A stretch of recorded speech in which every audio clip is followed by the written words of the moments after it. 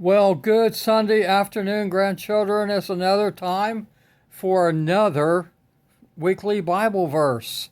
And we have a good one. It's Philippians 1:9. And it says this, and this I pray, that your love may abound yet more and more in knowledge and in all judgment. So let's take a look at this. And there's a lot to this simple little verse.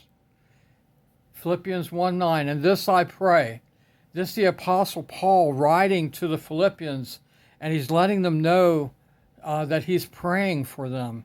And that's a good lesson for us to know that we are to pray for others.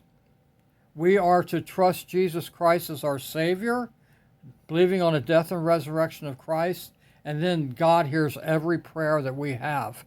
And one of the greatest things you can do is pray for others.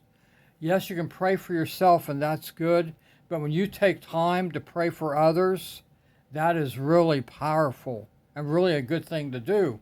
And that's what the Apostle Paul is modeling to us in this verse, how he's praying to the Philippians, and his first prayer request is that your love may abound. You know what? That loving others is so important, so powerful. And that's what the Apostle Paul is praying, that their love for others through kind deeds and forgiveness. One of the greatest ways you can love someone is to forgive them when they do something wrong, not hold it to them, not hold it to their account, not cause them to have to apologize to you and or to do things for you to like them again. When you can just forgive a person, because that's what we're supposed to do, and not hold any hard feelings towards them, that's powerful living when you can do that. Yet more and more, the Apostle Paul is not just praying for a little love, but that our love would be overflowing in love, overflowing in forgiveness, overflowing in kind deeds towards others, and in knowledge. The knowledge talked about here is things of Jesus and the end of life truths. There's nothing more important, and you'll be ahead of most people in this world when you put your trust in Jesus and you understand that there's an end to this life, and then we go to heaven. And the greatest understanding to have is the knowing that you're going to heaven. There's nothing more great than that. And it's when you believe on the death and resurrection of Jesus Christ. That's it. And in all judgment. Judgments are decisions you make which honors Jesus with your choices. But I got them marked down in 4 W's. And these are my words. And this is how I pray almost every day for people, is that their ways, in other words, their attitude, their daily attitude each day, is to be a love for Christ and a love for others. And weights. What are weights? Weights are how you make decisions on choices. When you have 2 options, may you weigh them out and see which one honors God the most. And that's the choice you make. So weights is decisions you make to honor God when you have choices. Always give higher weight to decisions that honor Christ.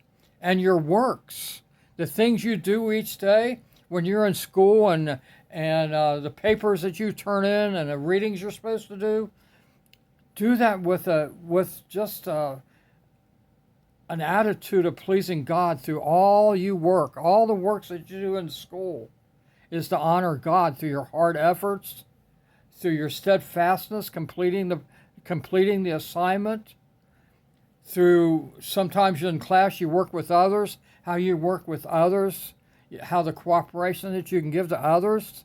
Can you see how this all makes a difference in this world?